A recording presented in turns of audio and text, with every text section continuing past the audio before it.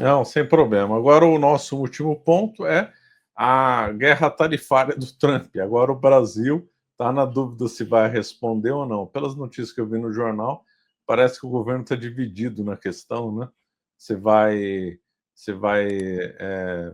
aumentar a tarifa também? Como é que vai? Como é que você está vendo essa guerra tarifária aí? Agora olhando para o Brasil. Olha, a situação é a seguinte. A gente está passando, essa semana começa mais um bloquinho dessa nova ordem global. E os Estados Unidos, eles lá dentro estão chamando de Dia da Libertação Americana. Eu não tenho certeza se vai ser dessa forma, né? Mas minha área não é economia, então eu deixo só a minha dúvida aqui, né? Não vou falar sobre se isso realmente é um fato ou não. Mas o que nós vamos assistir é uma mudança colossal no mercado. E isso vai impactar em tudo, na geladeira, no iPhone, no Android.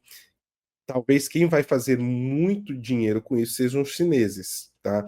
Em mercados como o brasileiro. E qual que é a grande situação que eu vejo? O Brasil ele pode aplicar uma reciprocidade? Se ele aplicar, não estaria de todo errado, porque isso aqui é só uma guerra comercial. Não tem nada a ver com a questão política e eleitoral. Ah, porque o presidente do Brasil é o Lula, se fosse o Bolsonaro. Essa é outra discussão. A gente tem que separar um pouco essas coisas aqui nesse caso. Talvez, se o presidente fosse o Bolsonaro, nós teríamos negociações mais amigáveis para certos setores, como foi na questão do aço. Né? Eu já conversei com o Ernesto Araújo sobre isso, ele foi a pessoa que intermediou isso em nome do presidente Bolsonaro, para não haver aquele tarifaço do aço que o Trump desejava fazer ali em 2019. Então, talvez nós tivéssemos essa comodidade. Porém, qual o impacto que vai ter se o Brasil ter essa reciprocidade em várias áreas? No agro. Quanto de tecnologia no agro que nós estamos utilizando que vem dos Estados Unidos? Na indústria metalúrgica brasileira. É que muitas vezes a gente pensa que no computador que eu uso, no iPhone que eu falo, no WhatsApp, mas existe uma cadeia enorme de maquinários industrial do Brasil e até mesmo de serviços que depende muito dos Estados Unidos. Olha só, essa ferramenta que nós utilizamos aqui hoje, o StreamYard, ela é uma ferramenta que vem dos Estados Unidos. A gente está fazendo essa transmissão. O YouTube. O impacto na cadeia produtiva e comercial de serviços e tudo, ela é enorme. E não é uma coisa que pode ser definida, tipo, do sou contra ou a favor, eu vou aqui. Você pode quebrar mercados, você pode quebrar empresas no Brasil dessa forma. E qual que é o grande problema que eu vejo no meio de tudo isso, professor e audiência? Lembra você a promoção imperdível nessa coleção de História da Igreja que a editora Caravelas acaba de lançar. Só vai até dia 24 de abril, aproveite. Clique no link que está na descrição no QR Code que aparece na tela. O Brasil é um país desindustrializado. Pelo tamanho dele, nós somos muito dependentes das indústrias externas. Se a gente pega pelo básico, olha só, a Europa, eles possuem uma grande oferta de carros. Então, o que os europeus estão fazendo? Vocês estão agora desse jeito conosco? A própria população não estão mais comprando carros americanos, para os americanos sentirem no bolso. É uma guerra comercial. Nós temos essa opção? Não temos. Mas então você está com discurso nacionalista? Não, eu estou falando de um projeto de país. É só isso. Né? De ter certas indústrias dentro do Brasil desenvolvidas, e nós não temos. Né? Então, e isso por vários motivos históricos e esquerdistas, né, para falar a verdade, mas é um problema que eu vejo. Como que vai ser feita essa reciprocidade? Houve tempo para um estudo aprofundado de como isso vai impactar, né, a economia brasileira em várias extensões? Um exemplo é a taxa lá da blusinha da Shein, que o pessoal fica brincando, né? Quebrou vários negócios no Brasil. Vários pequenos negócios no Brasil quebrou. E isso teve impacto na economia brasileira. Né? Então, é isso que me preocupa, professor. O Senado teve tempo suficiente para estudar o impacto em cima disso? Sabendo como nós sabemos que o Congresso brasileiro trabalha, eu acho que não. Mas aqui é um achismo, eu deixo claro. O problema o problema é que mistura política e economia, né? Isso aí no mundo inteiro ninguém separa. Então aí quando é o Trump, analisando, por exemplo, o cara é de direita contra a esquerda, aí o Trump propõe um tarifaço, o pessoal atenua. Não, ele está defendendo, veja bem, se fosse o Biden fazendo o mesmo tarifaço, aí era um ataque violento, falando os olhos da direita. E da esquerda a mesma lógica. É o Trump, porque ele é da direita, vamos atacar, vamos fazer. Se fosse o Biden, o discurso seria moderado. Isso no mundo inteiro, né? Eu vejo essa paixão pelo Trump uma coisa completamente inexplicável. Agora, em relação a esse tarifaço, o Brasil vai haver uma contaminação política aqui no Brasil para analisar como se defender ou ou melhor dizendo, reagir a esse tarifaço. Então, às vezes, a resposta que vai ser dada não vai ser uma resposta com olhar econômico. Olha, era melhor fazer isso aqui. Vai ser talvez uma resposta política. Isso pode ser muito ruim para a economia brasileira, né? Infelizmente. Porque é isso que você falou. O Brasil está sofrendo aí com a desindustrialização. Nós não temos indústria, né? Ou melhor, temos, óbvio que temos, mas poderia ter muito mais, né? A força do Brasil está no agro, né? E aí são décadas de ineficiência na indústria. Algumas áreas da indústria o Brasil é bom e tal. Haja visto, por exemplo, celulose, o Brasil é um colosso, produz um dos papéis mais baratos do mundo, se não era o papel mais barato do mundo, né? Tecnologia de celulose do Brasil é uma coisa de ponta. Tem setores industriais que o Brasil é muito bom, mas, por exemplo, num setor que é essencial para a nossa vida, celular, condutores, computador, o Brasil depende totalmente do exterior. Aqui nós não temos uma Intel, nós não temos plantas igual em Taiwan, nem a Coreia, né? Nem o Japão.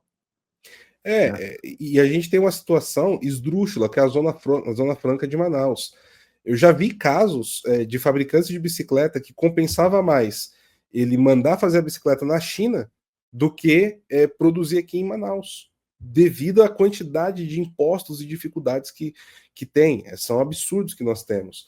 E a gente ainda tem uma desvantagem, porque assim, a Europa, o continente europeu, também passou por essa questão da desindustrialização, por ficar cômodo em estar, né, ali tendo os Estados Unidos como parceiro. E aí que eu digo que esse discurso dessa ala mais do lado negro da força que hoje está dentro da Casa Branca, né, essa ala dentro do Partido Republicano, né, porque existe uma ala do Partido Republicano que é muito boa, onde está ali o Marco Rubio, a Maria Elvira Salazar, né? Existe uma divisão hoje dentro do governo americano.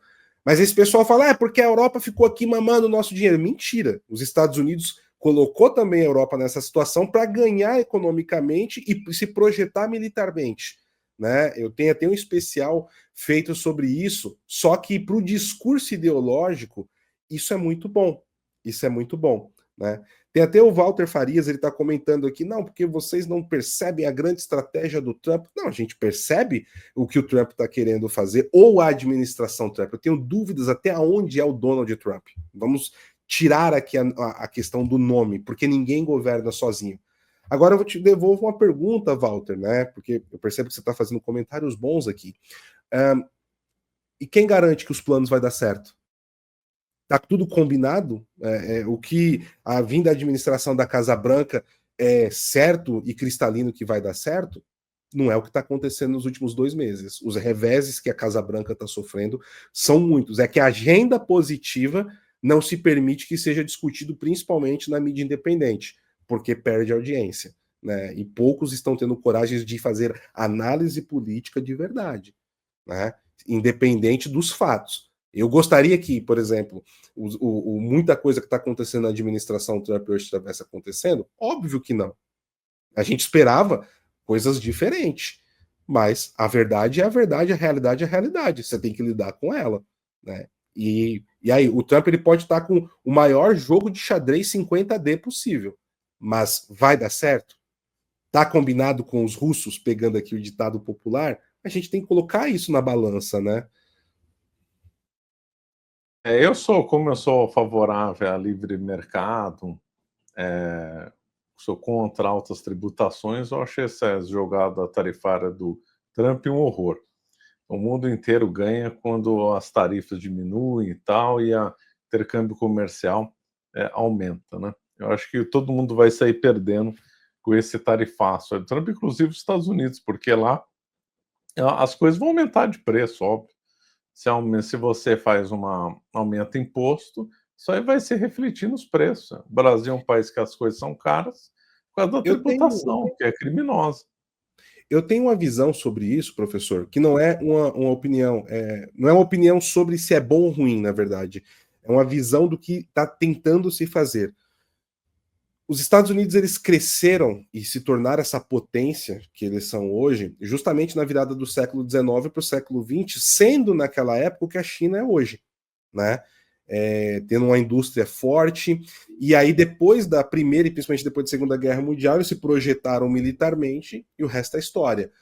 E eu acredito que o que os Estados Unidos está tentando fazer agora, nesse momento, é um movimento brusco para tentar conter o tamanho da dívida pública americana que está chegando a um ponto de travar o Estado.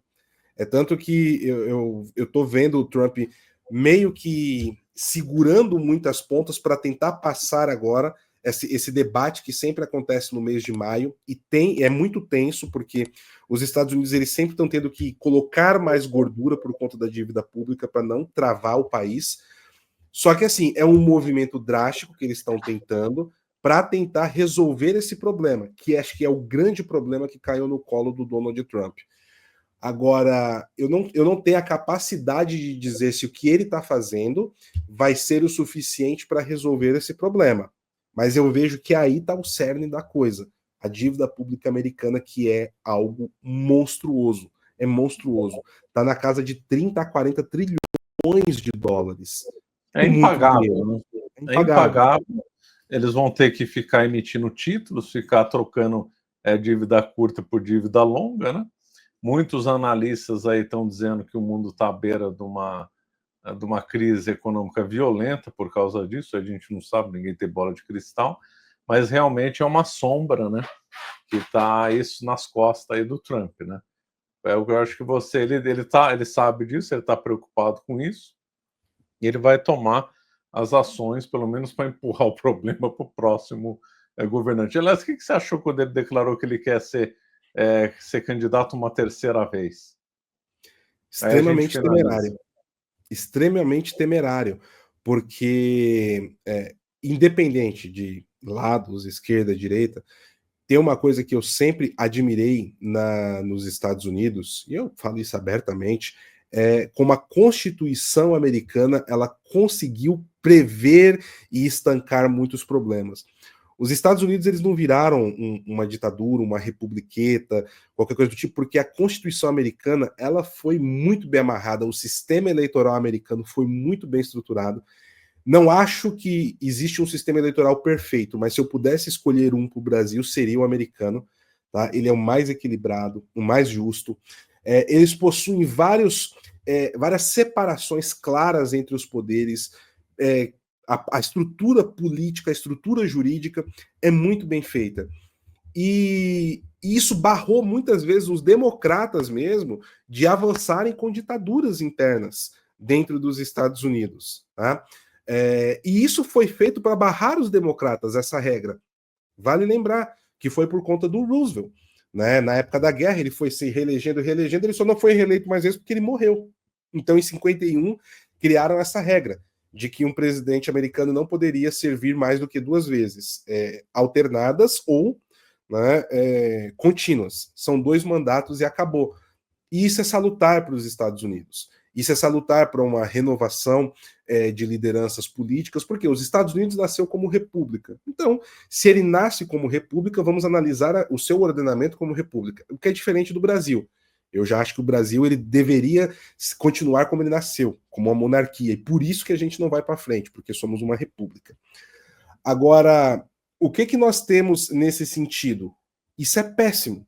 Isso é péssimo porque começa a deslegitimar, coisa que os democratas estão tentando fazer há muito tempo dentro dos Estados Unidos, e mais do que isso, que ninguém está falando.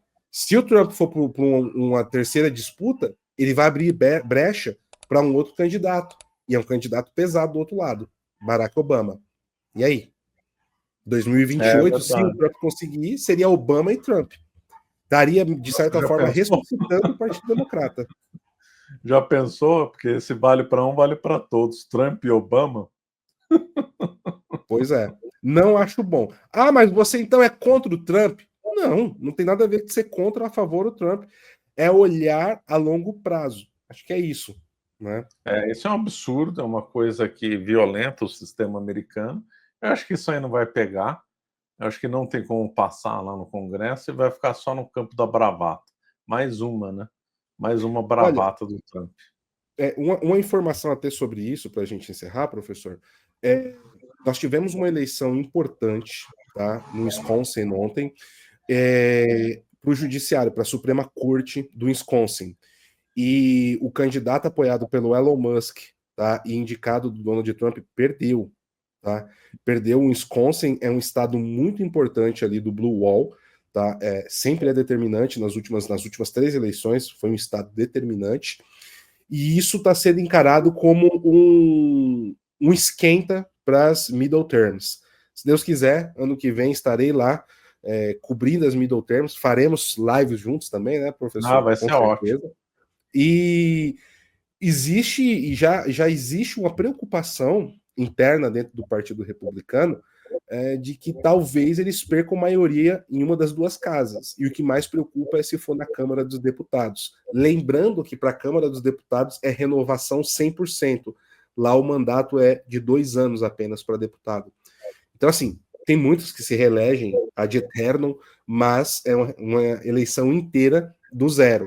Tá? Então, pode ser que o Trump ele não tenha mais essa maioria absoluta em 2026, o que é normal isso dentro da política americana. Se a gente olhar o histórico, sempre nas eleições de middle term, o partido que está na presidência perde relevância no Congresso. Tá? Isso é um movimento normal, mas a gente tem que analisar isso também. Perfeito. Muito obrigado, PH Vox, pela nossa conversa e agradeço a todos aí que nos acompanharam. E até a próxima quarta. Tchau, tchau, pessoal.